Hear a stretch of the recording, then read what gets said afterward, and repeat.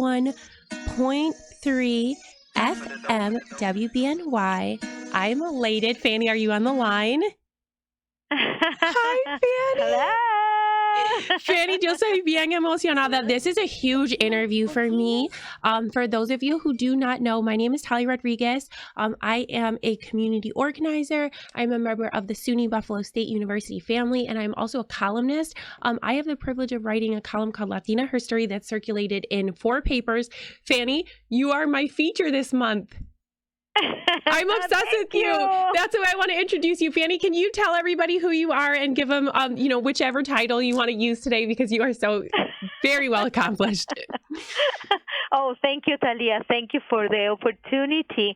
So I am Fanny Villarreal, and I am the YWCA CEO, Executive Director, President, whatever you want to call it. But I also the founder and chair of the Nosotros, Your Latino Voice, in the Latino Festival in Syracuse. So a lot of different things that while I'm living in Syracuse, I have created because of the need of my Latino community, and that's my inspiration. And you, Talia, are the next inspiration that I have, so I don't know. We'll see what we're going to do. Fanny, I'm obsessed with you, literally. So for me, I have a story. When I first started writing Latina history, I started Googling women from all across the state that I wanted to write about. And Fanny, do you know that you were on my list? And you were on my list because I wanted specifically to learn about the Latino community in Syracuse.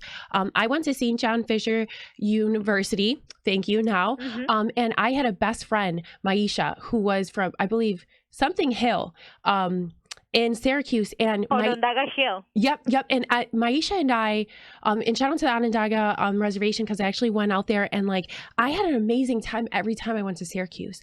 And I had only been there 3 or 4 times, but every time I was there, everyone welcomed me. And I had this desire to go back. So I wanted to learn about you, because every time I kept Googling Latina, Syracuse, you kept coming up. So the fact that you founded the Syracuse Latino Festival, you're a member of all these different organizations, and you serve in all these ways. I don't even know where to start, but what I will ask you, which is the question that I've tried to have come second in my interview cycle, is can you say the schools that you attended, or the universities that you are in community or have a relationship with? Of course. So I attend San Martin of Porres, which is a Catholic university in Lima, Peru, where I went to my bachelor's and my master's. So I'm a lawyer. In Syracuse, I attend Maxwell School, so I have my master's in public administration. I also attend OCC. I'm the eternal student. I love to study, so I keep taking classes. I'm taking classes here, I'm taking classes there. I go everywhere. So if I see something that it will help me to provide a better service to my community, believe me, I'll register, I'll go, I fight, because, once you're working and then you're studying, it's but I do it so everybody can see that if you really want it, you can do it. Absolutely, Fanny, you are an inspiration. For those of you who are interested in learning Fanny's story, please look for La Panorama Hispano News, CNY Latino newspaper, and that obviously has circulation out by you, Fanny. I just grabbed a copy of your interview, actually a couple blocks away from campus. Your paper is going to be circulated on campus. It always is. It's in Rockwell Hall if you're looking for it. So if you're a student listening and you want to read Fanny's story in print, it is available. It will be circulated on campus. Fanny, you and I have an interview. We talk about the different things that you've done throughout your life. We talk about you starting Nosotros Radio, what that meant to media at that time, and how you were leading. Can you say a little bit about what the media market was prior to you starting Nosotros Radio, so people have an understanding of, as you were coming to Syracuse from Peru, right? What media market you were entering, because you're a lawyer at this time, right? And you're coming to Correct. Syracuse and you're probably looking and listening for parts of the Latino community. Did you find them, or what inspired you to start the radio station? Well, the reality is that back in those days, there was nothing, no TV, no radio, no newspaper, nothing that targets the Latino community or provide information to the community, including myself. So I want to know who our representatives were. I mean, who is the congressman, who is the mayor, what they are doing for the Latino community, and I would ask around and oh, I don't know, I don't know, I don't know. So then one day I said, like, you know what?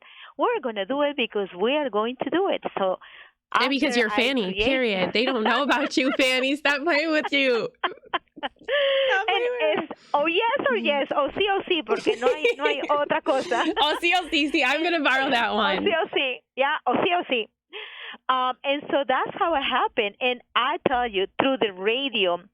So Ivan, by that time, was Adelphia Communications, not even Time Warner or Okay. Spectrum. I remember them. Adelphia I remember Communications. Adelphia.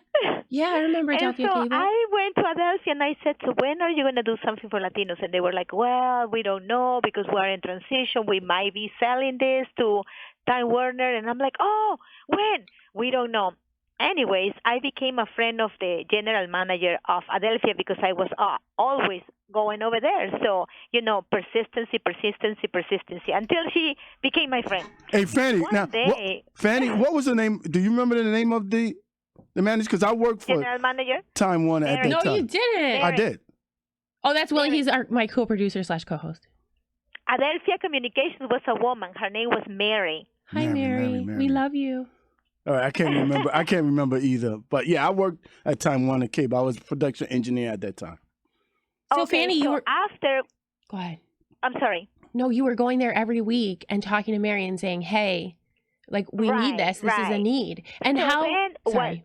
what Mary did was that Adelphia was sold to Time Warner.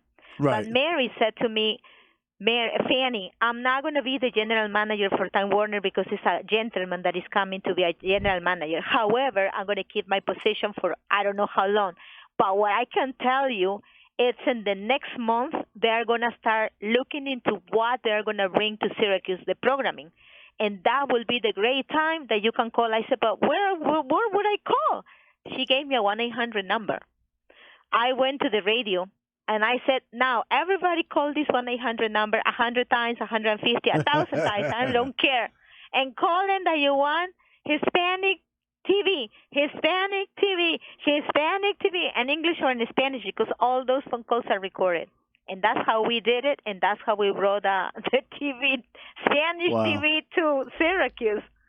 You are an advocate. So, wow, that's awesome. Fanny, you're an advocate. Yeah. In the column, I talk about a little bit of. I think I always talk about my grandma. And Fanny, I had shared with you that my grandma grew up in Puerto Rico. She had a 3rd grade education, and when she was born, women in Puerto Rico who were illiterate couldn't vote. So like my grandma was like un luchadora, right? And I see so much of her spirit in you, of someone who's just looking at something that someone says impossible, like media inclusion in 1990, in the 1990s, and saying, we're going to do it. So Fanny, what about your spirit? What about the way that you grew up? If you feel a little bit comfortable telling us about your country, like that inspired you to be someone that's brave enough to lead change. So I am from Lima, Peru. I'm so excited. I am from Lima, Peru, and I grew up in a very traditional Catholic family home. Yeah. I went since pre-K all the way to I graduated from high school to a Catholic school for girls only. My father was in the army, was very well known in the army, so I have everything that you can imagine. I have it. However, when we did a lot of work for church, and I saw a lot of things that in my own country that you cannot compare here in the United States, because here they say poor, but they really, people that say, so I'm poor, they really don't know what poor is. They don't. If you go back to my country, Right. then you will figure it out what really poor is. Yeah. Yeah. But they came out with a lot of different things of how to become an entrepreneur. You know, they came up with lots of different things. You can see somebody, for example, in the corner of Lima selling candies or maybe selling books, and their pens have tons of holes. But those tons of holes are patch. and the lines of the pants are really nice because they, even though the pants are with 100 different holes and there are patches in it, the lines of the pants are really straight. Yeah, And so sorry, Fanny. that helped me to understand when I came to America. When I came to America, I came and I did everything from scratch. So I never worked in a supermarket. So my first job in America was as a cashier. I have no idea what I was doing, but I always keep my spirit because I believe in God and I knew that God put me here for a place. I was engaged in Peru, and this is the reason why I came to the United Oh, States. tell I was it. engaged. Ahora I was hablando engaged de men. and Let's go, ready. Fanny. Tell it. I was engaged and ready to get married to a lieutenant in the army. I told you that my father was in the army, and Yeah. so is my whole entire family. Yeah. And so I was ready and engaged to get married with him. However, he pregnant a woman.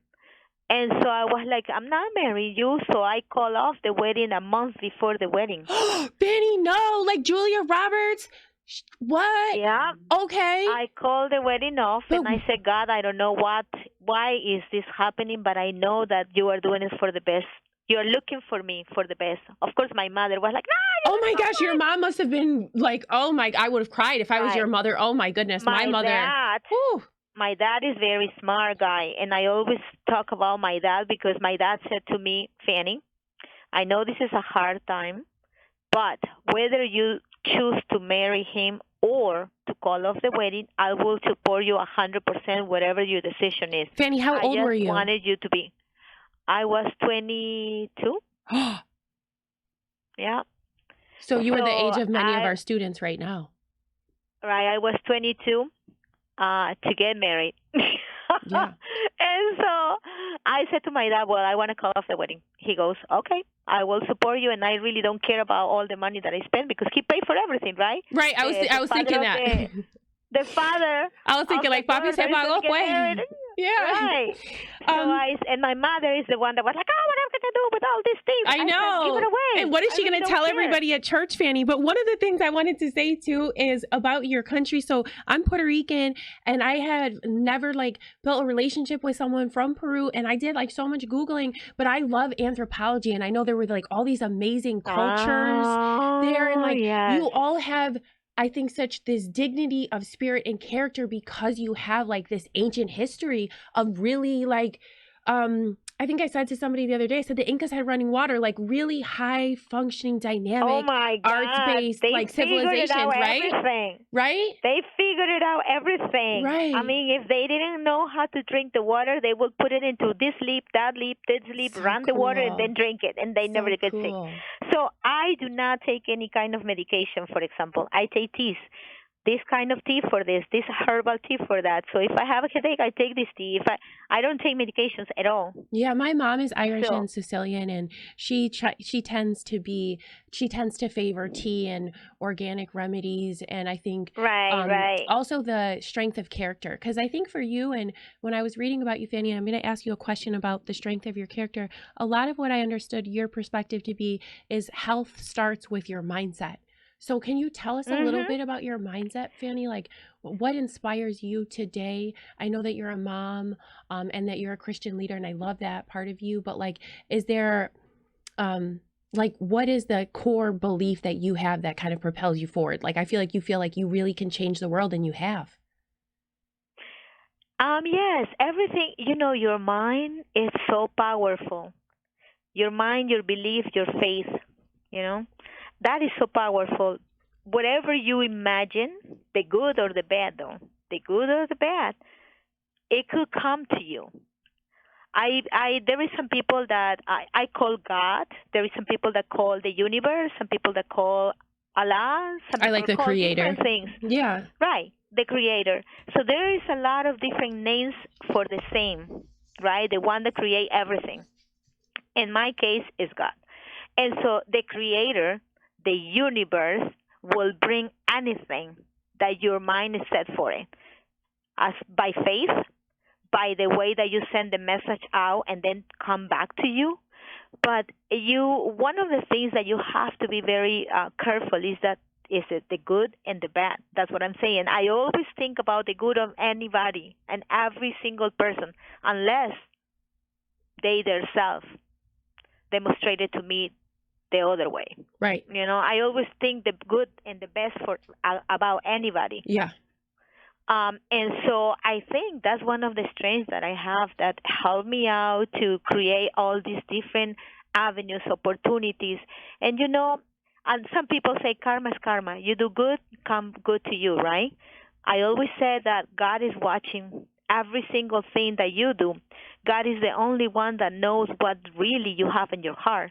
You can say something with your mouth, but your heart says something different. The only one that knows all of that is him. So you can lie to people. You can lie to the human beings right here, Yep. you, me, and everybody. But the one up there, Right. he knows everything. So that's why we have to be very careful. Because you can say, oh, yeah, I help you, I love you. But the time that you need it, they don't show up or they really don't care. They just want to see you failure. But the one up there knows everything. So same thing that you're doing in one point of time will do it to you. That's what I always said. Do the best that you can to everybody. Like in my case, will be Jesus, right? It's Yeah. like Talia is Jesus today, so I gotta do the best for her because I know that my God is watching. Oh, Fanny, I'm a huge And fan. so- You know that. You know that. and and so those are the reasons. You have to be focused on what you want. You have to be persistent. Sometimes it's not gonna happen the way that you want it right in there, but believe me, you will see it coming through from one way to another. Look, I want to marry this guy because I thought he was the love of my life, and Yeah. I want to marry him. But then God told me not to, and I was kind of very sad about it. But then I was like, I don't know why this is happening, but I'm sure that you are doing it for the best. And you know what? He married somebody else, and then he was cheating on that one and that other one and the other one. And I'm sure he's a good And so- person, but I selfishly am so glad you didn't marry him so you could start a radio station because I needed you, Fanny. Like I needed you to come before me. It's not even serious, but joking, but serious. Like shout out to them. Fanny, I wrote a sentence about you, and it's that as you advocate for yourself, you're able to build infrastructures that are sustainable, that allow pathways for other people. What is special about Syracuse and the Onondaga community that has allowed you to do that? Or what kind of special advocates have you found to help you? Because you've built infrastructures that will live on. I mean, scholarships, events, things that are huge. I mean, a festival, we have a huge economic festival culture here. And being a member of an organization that supports the Italian festival, we have the Grease Pole with the Alaventia families. Like there's economies that are built around that. So Fanny, you've created things like that. What is special about Syracuse that's allowed you to do that? So Syracuse is a very welcoming place. Okay. Syracuse gives you a lot of different opportunities as long as you want to take advantage of them. Okay. They're there, but if you don't care, you will never do anything. Listen, when I started radio, it was because I feel lonely here. And I feel not in communication. I felt that nothing was communicated. We didn't have information about nothing. So I said the radio is going to be a bridge between us and everybody else. So we need to have that bridge. And I wanted to do something because that will bring me, I love music, so that will bring me happiness to my heart. So that's how I did it. I never did it to be the one who created this. No, Right, no, yeah. that's not my idea. Right. My idea is not to be there because of me. My idea is, okay, what else can I do to bring my community together? Or what else can I do to educate the community at large about what Latinos are, what Latinos do things this way or that way? What will be the difference between a Mexican and a Puerto Rican and a Peruvian, for example? We say What is the backpack difference? different. Everyone Right, thinks we even speak though the we same speak language. We do, but just exactly. simple words like backpack, and that matters at a school, Fanny. Right? Absolutely. Like- and so that's the idea, educate, at the same time have fun, at the same time enjoy ourselves and enjoy everybody else, because we forget one thing that is very important, which is love. Love, it will show you the world in a different way. When you love what you do, you have everything that you need. When you love what you have, you don't need anything else. You Fanny, might think that you need, but you don't. I'm gonna listen to this interview. Like, you're a huge inspiration for me. We've walked a lot of the same paths. I've definitely told people I didn't want to marry them. Not that anyone's paid for anything before that, though. I am also a lawyer, and I also come from a family that has a very strong. My father was a sheriff's officer, so I wouldn't say that he was in the army, but we were paramilitary. And I think Hmm. for me, like, I see so much of myself in your journey, and you're a huge example for myself and for so many people in Onondaga County and in Syracuse and across the state. Fanny, when you think about the future of your community, I've seen in news that there's coming investment. I know you mentioned, you were just there with other public officials. You are the first Latina to be appointed by the governor. What is like kind of the future of Syracuse look like? And then how do you feel like your service has either set the foundation for being able to have a future like that, or will function in the future? Does that make sense? Like, what do things look like? Yes, I think my role right now is open the door for everybody. I wanted to have opportunities for everybody. Like, for example, I can give you an example. So I am the one of the commissioners for the quality of life, right? Yes. My term is gonna be ending very soon, but I already have prepared somebody else to take that, Okay. some Latino And there's someone you to take believe in, that. right? Exactly. Somebody that I've been working with, somebody that I know, somebody that I've been kind of building for it, right? So right now, I can tell you that they are looking for me to run for senator. Um, right, Nice. right. Yeah. So right now, I'm like thinking how that would look like. Why would I do that? How can I help my community better in that way? Yeah. How I will open the path that for if I do it, then somebody else will be able to do it as well. I think So I'm in the process of thinking and figure it out. How will that look like? What would I do? I have to think about my organization. I just cannot say, okay, I'm leaving, right. because that's not me. And then So Fanny, I'm thinking about all of these things, angles that I need to figure it out.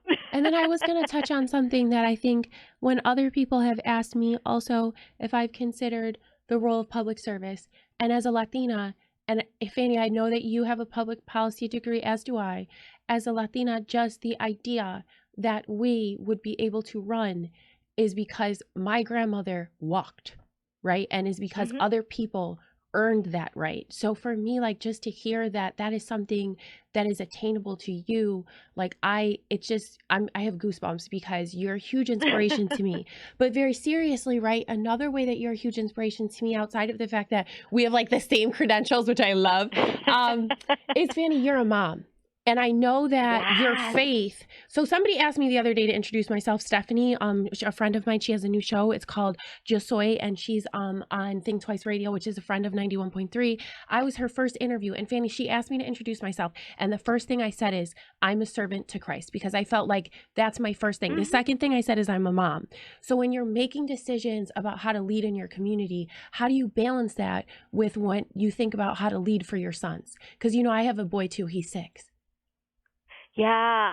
So I have a 22 and I Okay. have a 17-year-old, Yeah. two boys. Right. My 22 and my 17 always look what I'm doing. They always been involved. When they were little, they will go with me to the meetings, so everybody Yeah. knows them. Right. That's so fun. Yeah, they will go to the meetings, and then when I was working here, they volunteer, and every single work that I've been, they volunteer, so they know what my organization at that time does for the community. Right. So I've been involved with a lot of different organizations. My volunteer work, they come and do the volunteer work.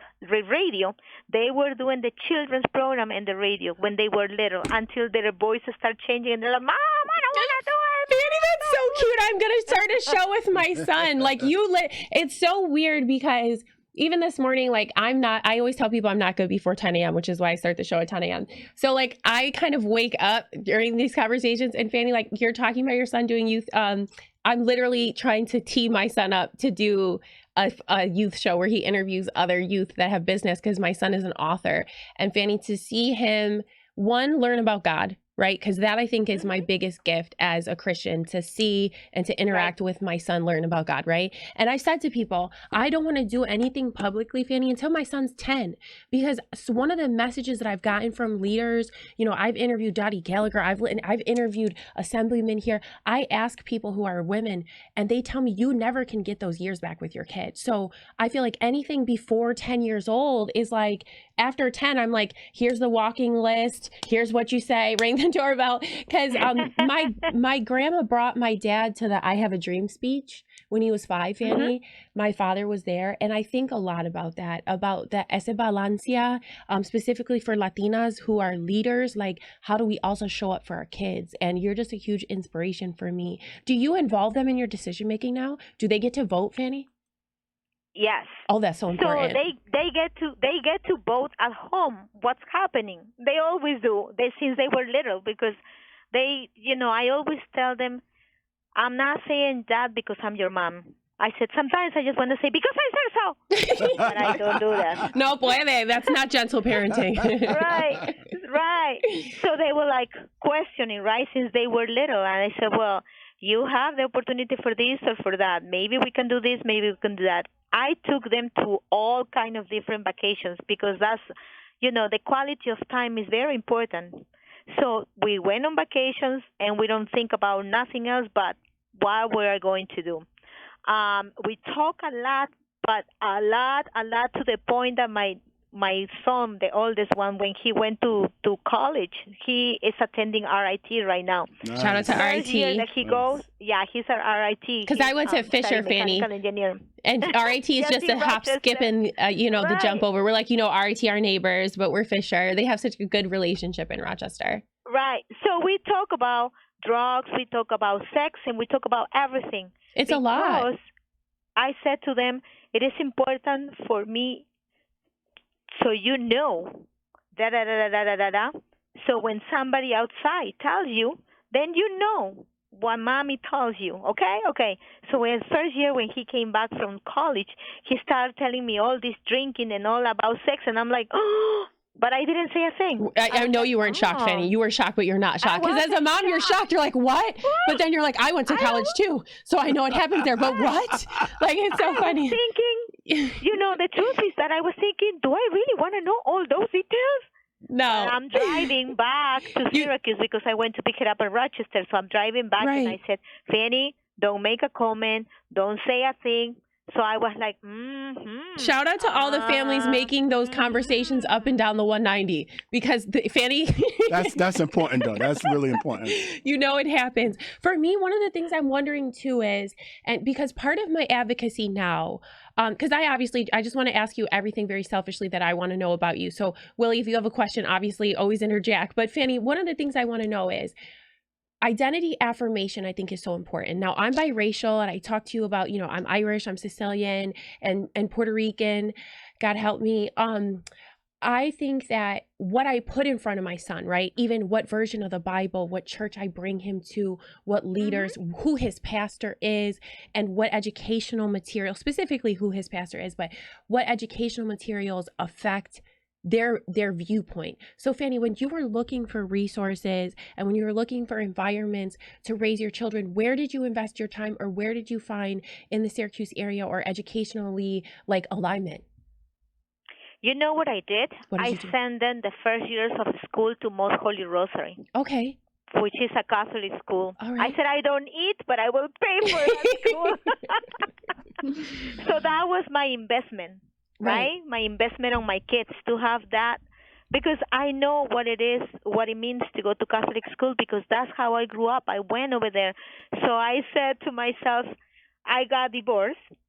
So I said, I don't need and I don't care, but they will go to Catholic school. And that's what I did. They went from pre-K all the way to 5th grade. And then after that, I put it in a regular, regular high school. I did the same thing. We did the same thing with our girls. And see? I think for me, because I was a public school baby, I think, and like my son, now he's outside of the public school system, he's in charter. I think one of the things that's important that you talked about is when people do have the opportunity to go to faith-based schools, which there was just a leader on here, and she went to a faith-based school in Chicago that was faith-based from the Muslim faith. I think all faith-based schools provide such strong cores of character, right? They do. But I think a lot of it too is balancing. So making sure, and I think she talked about this, making sure that there's a wide perspective, but doing that in service. Because like you said, when they were in school at Catholic school, they were with you and your home organizations also serving like other kids and public school kids. So I think it's all so much about balance. Like you're a rock star mom for me. You know, at home, when we eat breakfast, when we eat lunch, when we eat dinner, we always pray. Yeah. And everybody had a turn because we always have something to say thank you for. Even if you think that you have nothing, you have because you are alive. And that's one huge thing that we always have to say thank you to our Lord or whatever the name that you call it, the Creator. Yeah. So we always say that. And then before we go to bed, like before everybody disperses to do their own thing, like watching TV or play game or whatever, we get together to say, thank you for the day, for the night. And I always said to them, look, there is other kids that they don't have food. There is other kids that they don't have phones. There is other kids that they don't have a roof. There's other kids that are going through a lot of different things. You are lucky. You are blessed. Fortunate. So that's what we're doing. We're saying thank you. And I think that over the years, and probably when they were little, were like, I hate it, but they didn't say it. Right. Now, it's part of their DNA. And it's their character, Fanny. I think for me, as a Latina, right, but as somebody who's like a white presenting Latina, who's also biracial and whatever, people try, I think, for sociological purposes and also for sometimes diverse purposes to create divisions in between different types of Latinas. And while we all have different experiences, I've said to people, when you see me, I want you to see the most vulnerable version, but the most strongest version of a Latina. And I've talked so much with my son about the privilege and also the history behind why Puerto Ricans are citizens and how we paid, right? Both with our bodies and both in service. But Fanny, when we had the opportunity to welcome some of the folks from the migrant community here, my son and I put together what we called welcome packages. And I bought American flags made in America. And he has a book. We made coloring sheets that said welcome. He wrote welcome notes. And I bought toothpaste, toothbrushes, combs, crayons, and I put a pin in there and a prayer card, a prayer token, and I sent them to one of the local organizations that's working with the nonprofit here.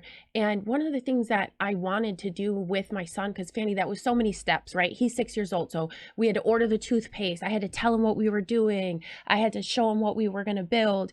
Like when I put those welcome packets out in the world with him, like I don't know what kids they reached, but I just feel like as a Christian, like him experiencing that of putting those packets together and putting the flags in there and stuff like that is going to impact him. Do you know what I mean?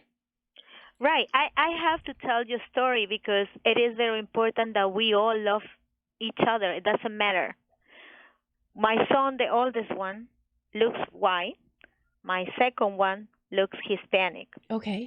So when he was 6 years old, there was a march here in the West Side where the majority of Latinos live in. I'm in the West Side too, Fanny. Stop it. That was a march for peace, right? So we marched, and I took Brian, that's his name. I took Brian, so we marched, and then we went to cook the hot dogs and the hamburgers that were free for the community and for the people that did the march. So he asked me if he could go and play in the grounds over there, and he pointed out, and I said, of course, go play.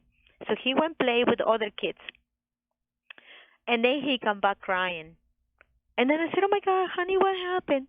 The kids over there told me that I'm white and I don't belong here. I know. And I'm like, what? And I said, who? And then he pointed out at this a couple of Hispanic kids with a couple of African American kids. So, and I knew these kids. That was the funny part because the parents were friends. And they didn't recognize him as your child because he appears to look differently than you. Does your son speak Spanish? He's Hispanic, looks white. Yeah. So we walk over there, and then I say, hey, such and such. What happened with this kid? Miss, he's white. Why he wanted to play over here? I said, do you know who he is? And he goes, no. I said, that's my son. No, miss, it's not your son. I said, yes, he is. He's my son. Don't you remember him when he was little? You guys play because you know each other for a long time. You just didn't see probably in the last 2 years, but you know each other. And they were like, quiet. Yeah. So my son said, can I play now? I'm Hispanic. See, Bendito. And the kid said, okay, sorry, man. And then they start playing the five of them. But my son was like a petrified. And I said, it doesn't matter if you're white, Hispanic, African American, Chinese, Asian, whatever. I say you always love everybody, Right, and we have when we get home, we pray for them so they can have an understanding that every single person is a human being. Yeah, so there is not. When God create us all, create us equal. Right. I said to them, we have the same blood color, which is red. Do you have blue? Do you have blue? No. What color do you have? Red. Okay, so God created us all equal. Yeah. It's just that this is a different flavor.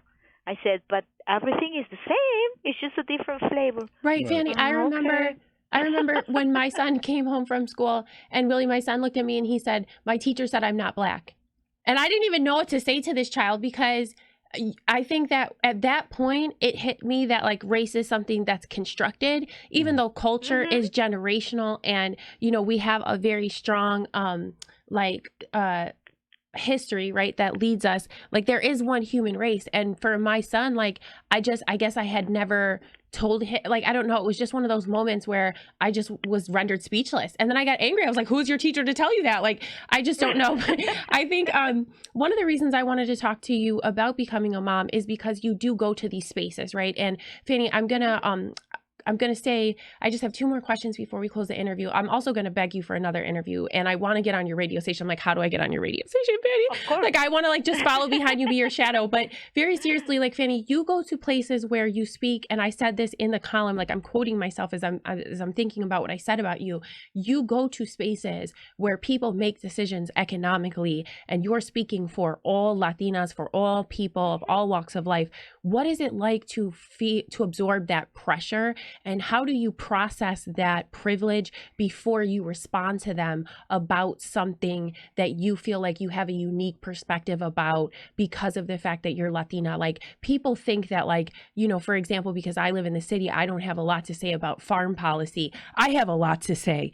I have a lot of people in my family, both Latino and non-Latino, who came from the farm. But like, that's just an area of interest that I think surprises people, that I expressed interest in there. When you go to those halls of decision for really top parts of the economy, Fanny, how do you balance that privilege of talking for all of us?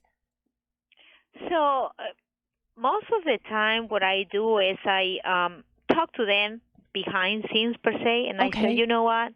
This is what I'm thinking. This is what I'm going to request, and I'm not sure if you like it or not, but I just want to give you the heads up because I don't like surprises, and I don't want you to give me surprises either. So right now, let it out because this is where I'm coming from. Right. Oh, no. Sometimes I go through the wall and I say, well, I'm sorry, but you're going to hear it. And I don't mean it in a very unrespectful way. I'm not. But I want you to understand that if I am here and I was put in this position or somebody like me, and like, for example, there is something in Onondaga County that I'm part of it, which is the OSIDA, which is the Onondaga County. Tú eres un jeva. Onondaga County. OCIDA. That you make decisions for big companies to come or not, right? And I said, well, if we're going to give them all these credits and all these exemptions, what they're going to give us, meaning for the minority communities. I said, to my community and to the African American community and to the Asian community, that's what I said. Or what happens if they change their mind? No, because right? I always ask them to sign a contract. No, Well, they no, I'm saying cannot that change their mind. you're advocating for us asking questions that our neighbors would want to know if they could sit at that table. Oh, well, now that they know that I'm very open and upfront, they are not surprised when I come with all these things. Actually, I think they are welcoming Yeah. because nobody have the courage to do that because everybody wants to look good, everybody wants to be friendship with Mm-hmm. everybody. And I said, well, I want to be a happy family too, but there is things that in the happy family talk issues.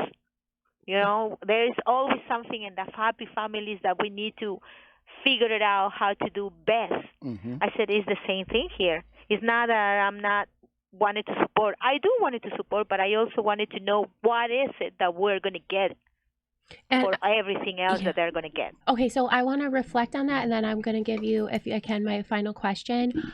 For me, Fanny, I admire the fact that that you sit in those places and you absorb an incredible amount of pressure in doing so. So I want to thank you, right? And also, I think one of the reasons why I chose or begged you to write about you, Fanny, is because I like values-based leaders, people who are not motivated by their own desires of self-advancement, but are motivated by value. So as we close the show, and again, like I needed yo quiero consejo, but for so many things for the rest of my life indefinitely, if I can request on air. But Fanny, in this space, what I want to share with everybody, when you're thinking about, and because we have a lot of different people that listen, when you're thinking about how to share your faith with someone, either a child or your neighbor or your roommate or something like that, in a respectful way, how do you do that? Because for me, the way that you weave in your faith in the way that you share your identity professionally is perfect.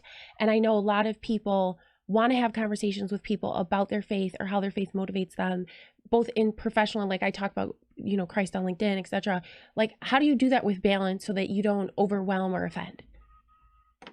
Look, when I go to meetings and there's lunch, dinner, or breakfast meetings, I do the same thing that I do at home, which is pray before I eat. Okay. There is some people that they just look at me and they say, "Can you pray for me, please?" Oh, that's And then I said, wonderful. "Of course," and I'll do it. But there is other people that they just look and they don't know how to take it. That's the first time. The second time they will say, "Can you pray, please pray for me?" Right. Because I usually do it quiet, right? Right. I'm not pushing anybody. Right. I'll do it because this is me. But then when they see me once, they see me the second time, and then the third time they usually say, "Can you pray, please pray for me?" And I'll do it.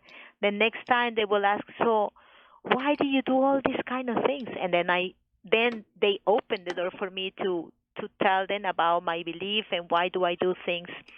One thing that I want you to always take in consideration is that we all have a mission, right? We all believe in something and have a mission. You always have to remember that and keep it in the center of everything. There is a lot of people that have their own agenda and their own arms, and they will never tell you that they do, and then you ended up being in a places that you really don't want to be. But that's why you have to open your eyes and praise to God that they will always show you the way. That's what I do as well. Thank you, Fanny. And I think it's also important to center strong examples that you feel reflect the vision of your future self. Fanny, can you let everybody who's listening on the radio, those of the folks that were joining on Instagram, we had people from Queens, El Bravo was joining in. I think he's in Syracuse right now, but he's from Dunkirk. Leaders and Latino people from all over the state are listening to your message. Fanny, can you let them know where to follow you and what's the best way to get connected with you and the YMCA of Syracuse and Onondaga County? Of course, you can go into the website. It's ywca-syracuse.org, or you can look for me at the radio on Saturdays. The program goes Friday, Saturday, and Sunday, but usually I'm on the Saturdays. Not this Saturday, though, because I'm going to be in Rochester. Oh, you're going to be in Rochester? And then is the festival yes, coming up in Syracuse, or yes, did the you have festival. that? I'm going to go. The festival in Rochester is this Saturday, so I'm going to go and see Los Hermanos Rosario. And then the Latino Festival in Syracuse is August 19, from 12 noon to 9 p.m. And we're going to close with Charlie Cruz, that is coming from Nahuabo, Puerto Rico. Salsa para todos los salseros. So Let's salsa, go! saludos a todos mis hermanos. Yeah. And so, or you can look for fannyvillarreal.com, and there is something that I used to do some recording during the pandemic. Mm-hmm. I used to record a lot of positive messages for everybody that Yeah. wanted to listen to. Yeah. So that's what I did during the pandemic. And so then that's what they can do that. Follow Fanny on Instagram and on YouTube, and also look for Fanny's interview in print in CNY Latino newspaper. Shout out to Marisol, Panorama Hispano News, Buffalo Latino Village, and La Última Hora. So Fanny, you're out there. Your circulation is more than 50,000 this month. Thank you so much for interviewing with me. Thank you so very much. And that's another episode of Talia Talks on 91.3 FM WBNY. Bendición, Fanny. Thank you.